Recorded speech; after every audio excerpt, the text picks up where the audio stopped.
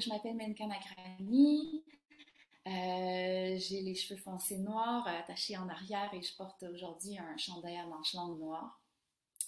Eh bien, je suis une artiste multidisciplinaire, chorégraphe et metteur en scène et j'ai créé les productions des pieds et des mains, une compagnie de danse et théâtre inclusive.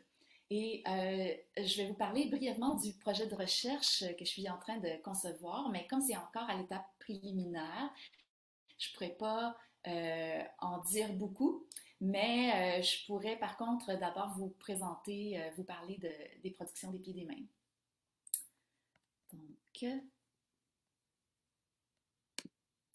Donc, des pieds et des mains, c'est une compagnie que j'ai fondée en 2004, donc qui a atteint sa majorité puisqu'on a fêté nos 18 ans dernièrement, et qui est une compagnie inclusive professionnelle, donc qui travaille avec des acteurs danseurs avec et sans handicap.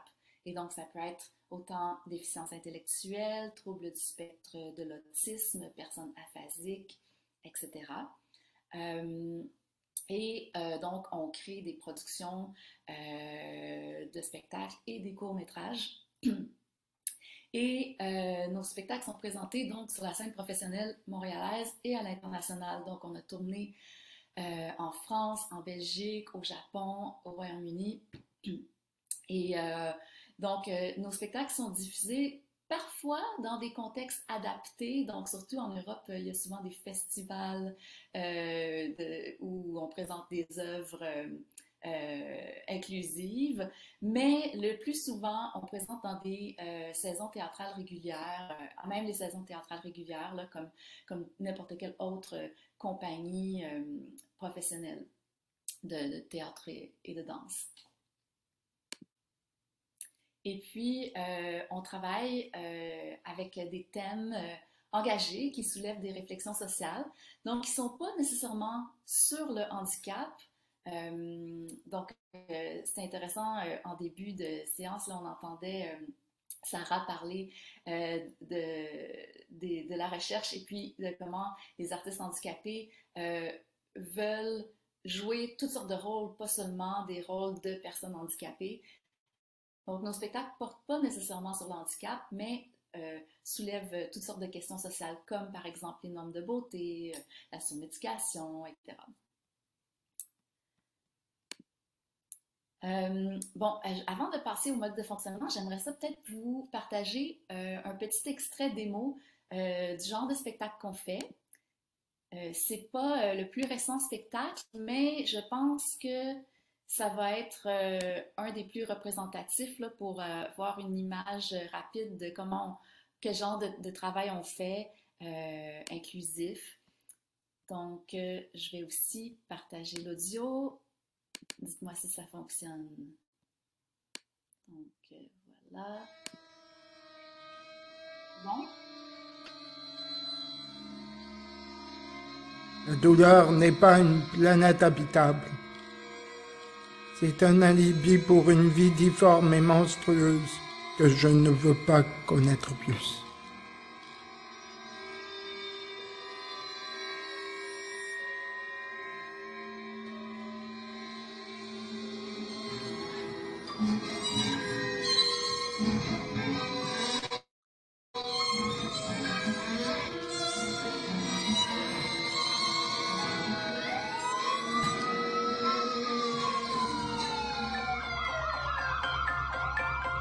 Depuis que je suis né, je prends des médicaments. Estrogène, testostérone,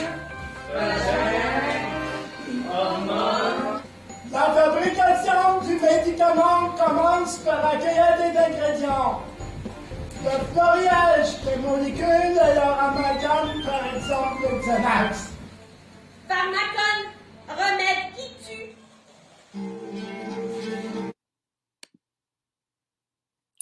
Voilà. Et je vais retourner à mon autre partage d'écran que j'espère que je n'ai pas perdu. Ah, les conférences Zoom. Bon, je crois que je l'ai perdu. Alors, pour ne pas perdre de temps, je vais continuer sur mon PowerPoint, vous m'excuserez. Mais en fait, voilà, donc rapidement, notre mode de fonctionnement, donc pour nous, tous les acteurs dans notre compagnie sont rémunérés. Donc, on a des attentes professionnelles envers eux, c'est-à-dire arriver à l'heure, participer pleinement à la création, aux répétitions. Mais aussi, bien sûr, on propose des accommodations pour les aider pour atteindre un niveau professionnel. Donc, par exemple, nos heures de répétition sont allongées. On offre du coaching, du soutien individualisé entre les répétitions. On va aussi offrir des classes d'entraînement parce que ces acteurs-là n'ont pas nécessairement l'occasion, comme le ferait un danseur professionnel neurotypique, d'aller s'entraîner tous les matins et prendre des classes de danse pour s'entraîner. Donc, on offre aussi ce soutien-là.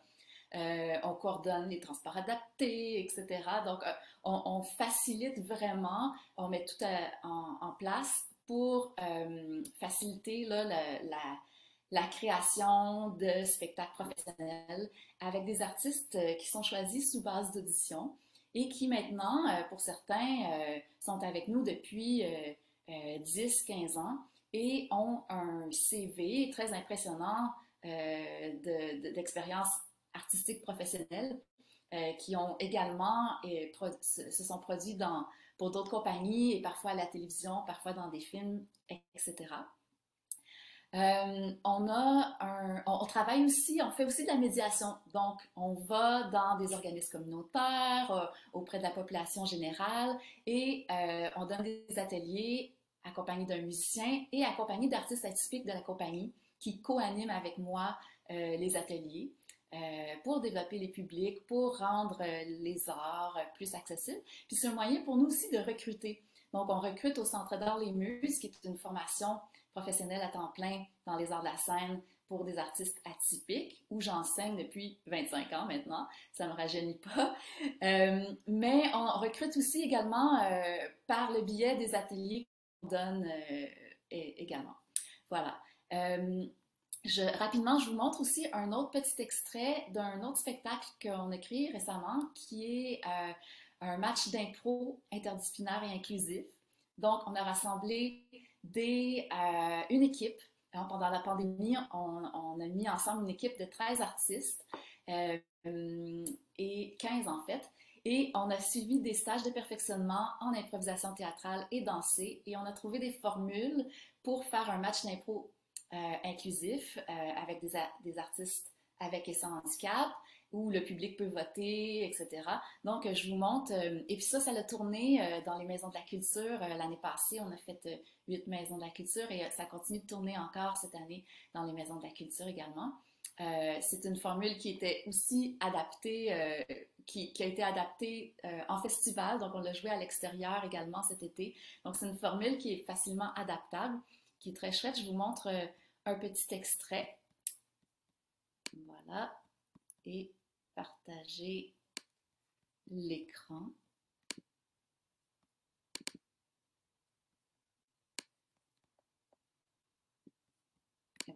J'étais le plus gentil comme un arc-en-ciel volant tourbillon qui pousse.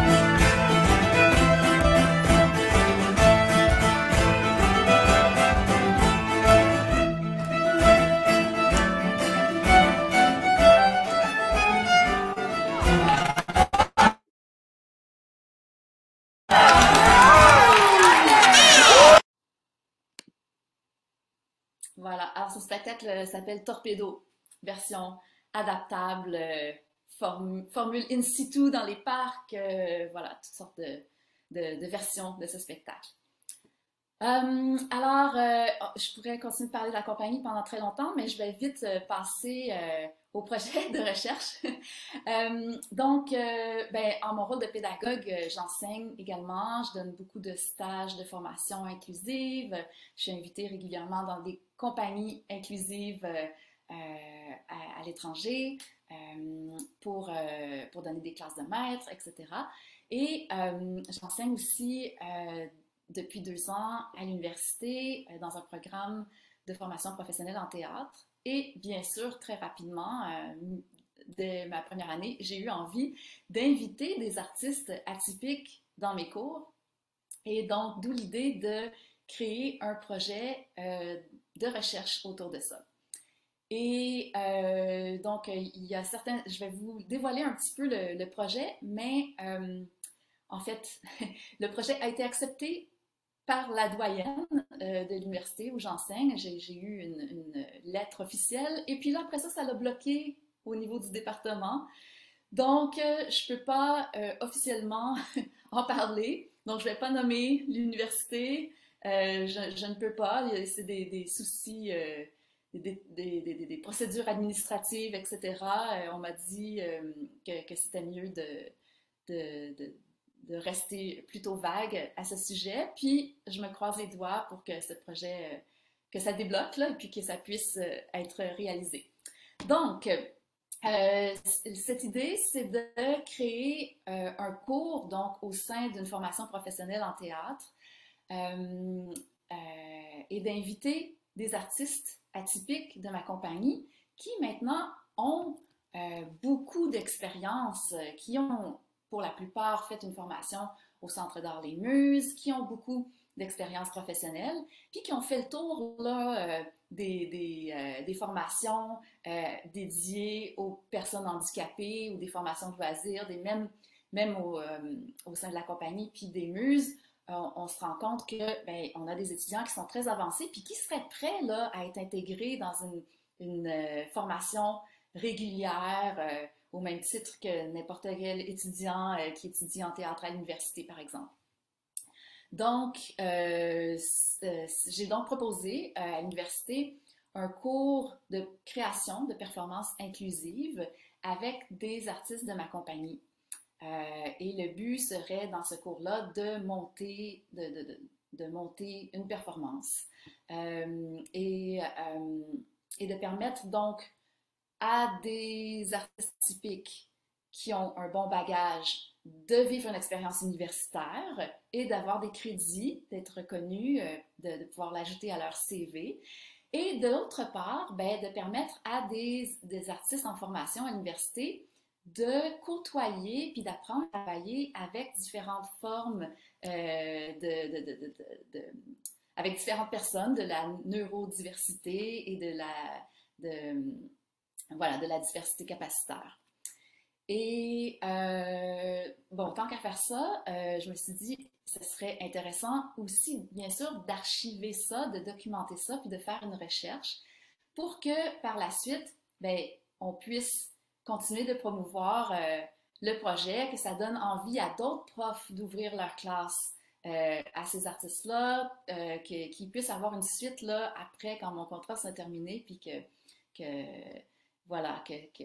ça puisse donner envie, peut-être même à l'université, de créer un programme, une courte formation, un micro-programme peut-être, qui serait accessible pour ces artistes atypiques, afin qu'ils puissent avoir une reconnaissance, une reconnaissance universitaire pour leur formation, ce qui était quand même un grand enjeu pendant les 25 années pour lesquelles je me suis battue pour l'inclusion. Un des grands enjeux, c'était la reconnaissance du statut de professionnel pour les artistes atypiques, puisqu'ils n'ont pas fait les écoles connues de théâtre, etc.